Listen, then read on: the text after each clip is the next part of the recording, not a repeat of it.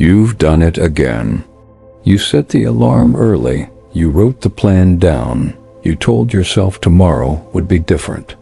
And for about 40 minutes, maybe an hour, it was. Then something shifted. Not dramatically, not some catastrophic failure, just a slow, quiet dissolving of the thing you swore you'd hold on to. By noon, the plan was gone. By evening, the frustration arrived right on schedule. And the worst part wasn't that you failed. The worst part was that familiar voice telling you the reason you failed is because something is wrong with you. Here's what nobody in the discipline conversation is telling you. The reason your discipline collapses isn't that you lack character, willpower, or some fundamental ingredient that successful people have, and you don't. It's that the mechanism you're relying on to produce consistent behavior literally cannot do what you're asking it to do. Not because it's weak, because you're activating the wrong system entirely. This video is going to show you, at the level of neural architecture, what's actually happening when discipline fails, why the failure has nothing to do with your moral fiber, and what to do instead that works with your brain rather than against it. If this is the first time you've come across this channel, here's what we do. We take the things you've been told are character problems and show you they're engineering problems. No platitudes, no hype, just the clearest possible picture of how your brain actually operates, so you can finally work with it. Subscribe if that sounds like something worth showing up for. The story you've been sold goes something like this. Discipline is a muscle. You exercise it, it gets stronger. If yours keeps giving out, you just haven't trained hard enough. You need to push through. You need to want it more. You need to wake up earlier, suffer more willingly. Eliminate all the softness from your life until what's left is a person who simply does the hard thing every time. This framing isn't just incomplete. It's structurally wrong. It treats discipline as a single capacity, like a battery with a charge level, and your only job is to keep that battery full. But discipline isn't a battery. It's not even one system. And the moment you understand what it actually is, the reason it's been failing you will become so obvious, you'll wonder how you ever believed the muscle story in the first place. The discipline is a muscle metaphor comes from a famous line of research on ego depletion. The idea that self-control draws from a single limited resource that gets used up throughout the day. For over a decade, that was the dominant model.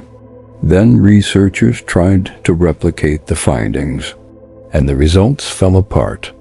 Meta-analyses with larger sample sizes couldn't reproduce the effect reliably. What they found instead was something more interesting and more useful. Discipline doesn't drain from one tank.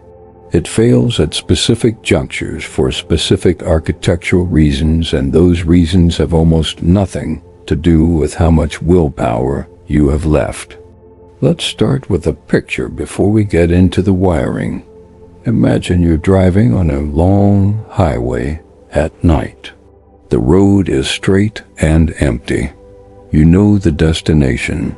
You have a full tank of gas, but the headlights on your car only reach about 30 feet ahead. You can see the next few seconds of road, but not the curve that's coming, not the exit you need, not the terrain shifting beneath you. Now imagine someone in a control tower above the highway, watching everything. They can see the curve. They can see the exit. They can see conditions miles ahead that you can't. If you had a radio link to that tower, you'd drive differently. You'd slow down before the curve instead of slamming the brakes after you're already in it. You'd prepare for the exit instead of flying past it. Your brain has two systems that work exactly like this. The first is your prefrontal cortex, the part responsible for planning, reasoning, and deliberate control. This is the driver. It's what you activate when you say, "I'm going to do this." The second is a collection of deeper structures, your basal ganglia, your limbic system, particularly the amygdala and the ventral striatum, which process habit, emotion, and reward. This is the road itself, the terrain, the weather, the curve, everything the driver's reacting to, but can't fully see. When people talk about discipline, they're almost exclusively talking about the driver, the prefrontal cortex. Push harder, focus more, override the impulse. But here's the architectural problem. The prefrontal cortex is the most metabolically expensive region of your brain. It consumes glucose and oxygen at a disproportionate rate. It's the last region to fully develop. It's the first to go offline under stress, and it was never designed to be the primary system running your behavior all day. Your basal ganglia, on the other hand, run almost for free. They operate below conscious awareness, executing stored patterns with extraordinary efficiency. When you drive a familiar route and arrive without remembering most of the turns, that's your basal ganglia. When you reach for your phone without deciding to, that's then to. Here's the critical piece. Roughly 40% of what you do in a day isn't decided. It's executed by these subcortical loops. And the patterns they run aren't selected by logic. They're selected by what's been repeated most often, paired with the strongest emotional or reward signals. So when you wake up and say, "Today I'm going to eat clean," work out and stay focused, you're activating the prefrontal cortex. You're putting the driver in charge. And the driver is motivated, clear, and confident for now. But within hours, stress rises, glucose fluctuates, emotional noise increases, and the prefrontal cortex starts to dim. Not because you're weak, because it's running on premium fuel and the supply is limited. Meanwhile, the basal ganglia are humming along perfectly fine, ready to execute whatever pattern has the deepest grooves. And the deepest grooves aren't your new plan. They're the old defaults. The scroll, the snack, the postponement, the thing that felt good last time. Your discipline didn't fail because you lacked moral fortitude. It failed because you put a temporary system in charge of a permanent job. This is where it gets precise.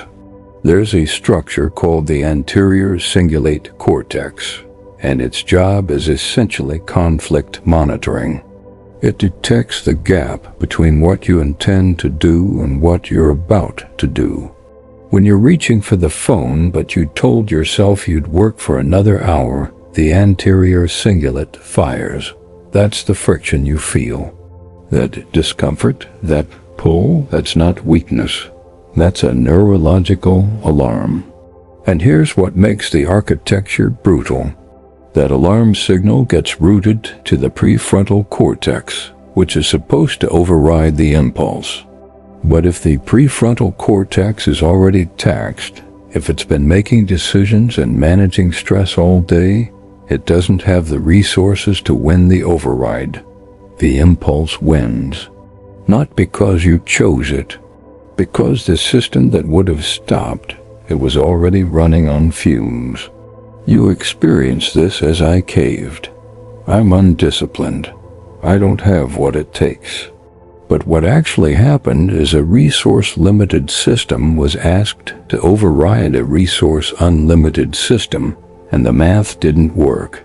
Seneca wrote something 20 centuries ago that lands differently once you see this architecture. He said, "It is not that we have a short time to live, but that we waste much of it." Most people read that as a call to try harder. But Seneca wasn't talking about effort. He was talking about where your life actually goes when you're not deliberately directing it. He was describing the basal ganglia. He was describing defaults.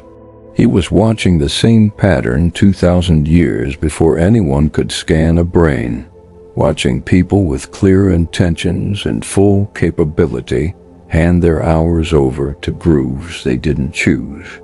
Not because they were lazy, but because they didn't understand the architecture they were living inside.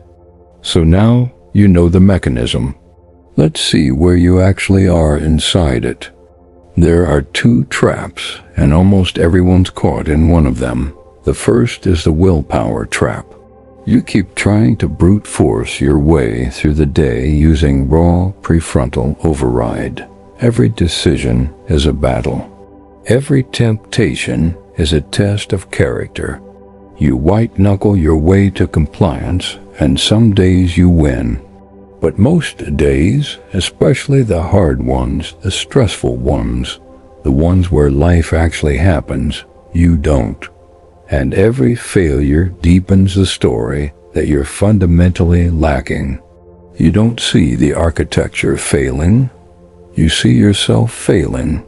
And that belief, that narrative of personal deficiency, actually makes the next attempt harder, because shame and self-criticism activate the amygdala, which further suppresses prefrontal function.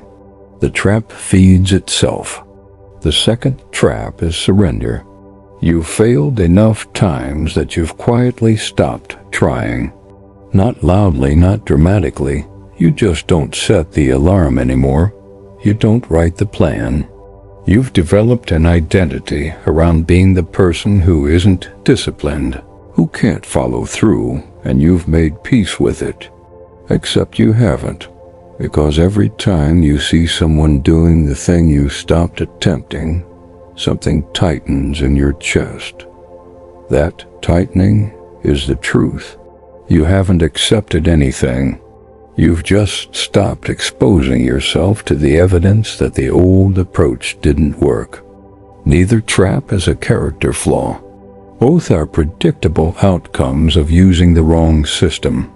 The narrow path between them isn't about trying harder, and it isn't about giving up. It's about understanding that the system you need isn't the one that overrides. It's the one that automates. You don't need a stronger driver. You need better roads.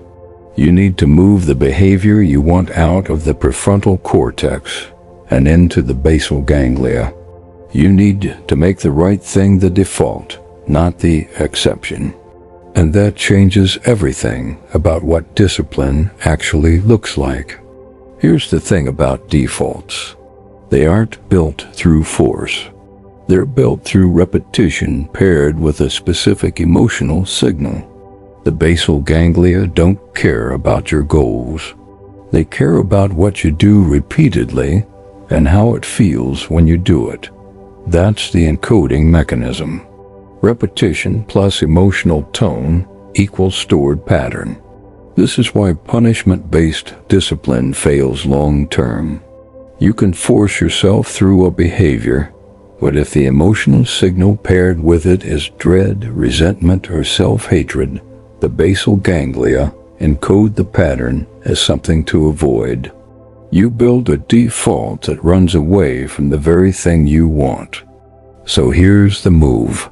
Tonight, before you sleep, you're going to choose one behavior. Just one.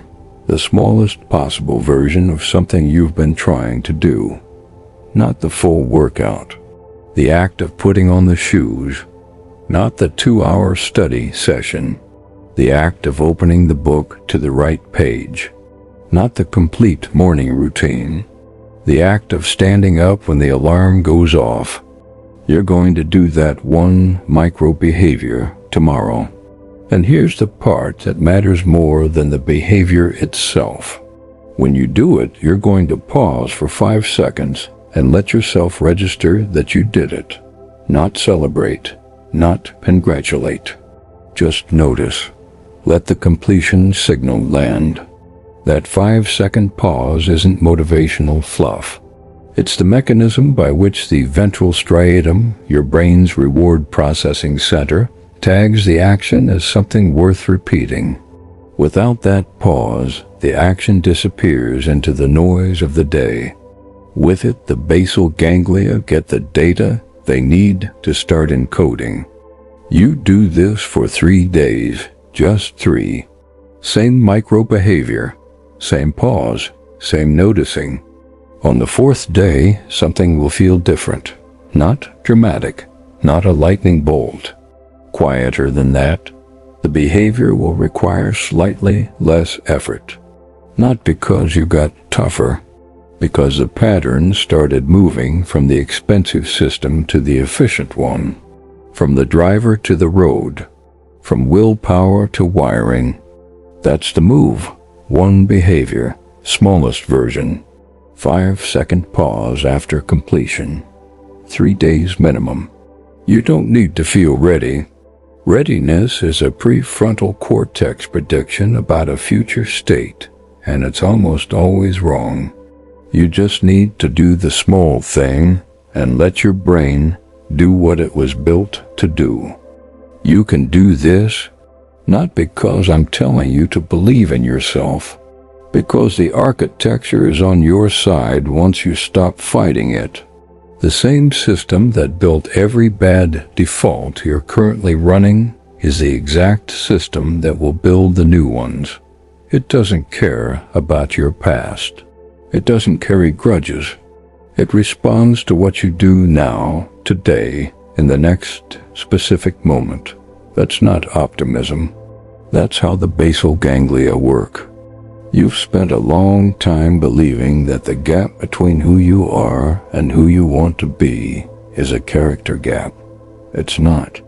It's an engineering gap, and engineering gaps don't require transformation. They require the right adjustment applied consistently. You were never undisciplined. You were using a system designed for occasional override as your primary operating strategy, and it failed exactly the way it was always going to fail. That's not a verdict on you. That's a verdict on the method. The question was never whether you have enough discipline. The question was always whether you were building the right defaults. And now you know. So the question that remains isn't about your brain. It isn't about willpower or weakness or what you should have done last year. It's simpler than that. What's the one small thing, and when are you doing it tomorrow?